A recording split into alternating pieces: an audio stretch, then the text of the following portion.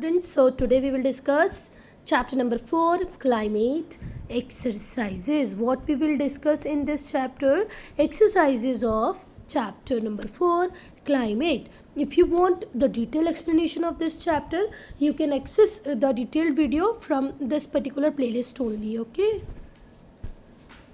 so first exercise of this chapter is fill in the blanks. Okay, so the condition of atmosphere at a particular place and time is called weather. Okay, condition of atmosphere at a particular place and time is called weather. क्या बोलते हैं बेटा इसको हम? weather. ठीक हुई बात? The rays of the sun fall vertically on land. land पे कैसे पड़ती है बेटा? vertically near equator. equator पे कैसे पड़ेंगी? vertically, सीधी. But slanting near the poles, और पोल्स के ऊपर कैसे जाएंगी? स्लैंटिंग. जैसे ये रहा अर्थ और ये रहा सन, तो ये इक्वेटर बीच से डिवाइड करने वाली लाइन है, तो इक्वेटर पे सन रेज डायरेक्ट आएंगी और पोल्स पर थोड़ी सी स्लैंटिंग. ठीक हुई बात?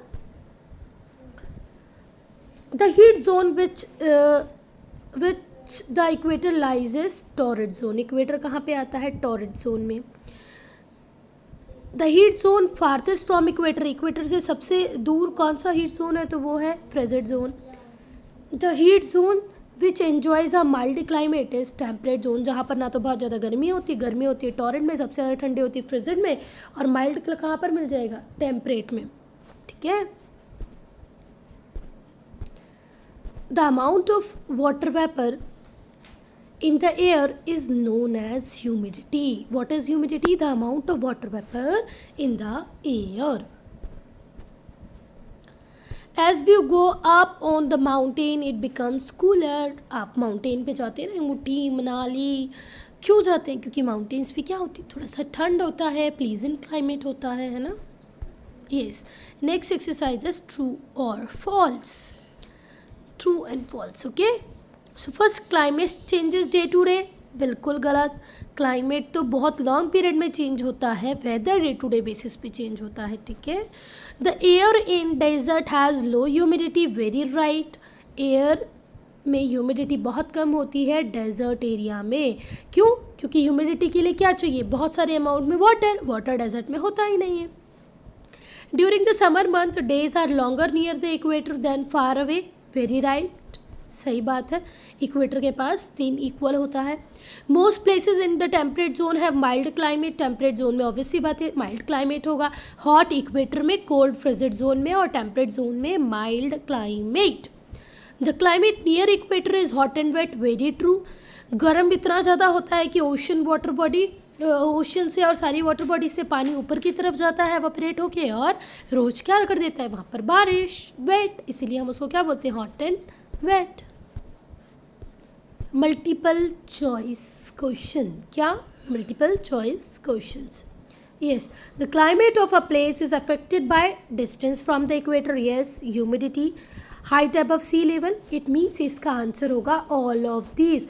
डिस्टेंस इक्वेटर से भी आपके क्लाइमेट को इफेक्ट करेगा. आप सी लेवल से कितना हाइट पर हैं ये भी क्लाइमेट को इफेक्ट करेगा, और ह्यूमिडिटी भी क्लाइमेट को अफेक्ट करेगी. Which of this zone receives maximum heat of the sun. तो मैंने बताया सबसे गर्म जोन कौन सा होता है? ट्रॉपिकल जोन और टॉर्रिड जोन. क्लियर हुई बात? टॉर्रिड जोन, ट्रॉपिकल जोन वो जोन है जहाँ पर मैक्सिमम सनलाइट, मैक्सिमम हीट मिलती है. A city is expected to have moderate climate if. Moderate climate कहाँ पर मिलेगा बेटा आपको?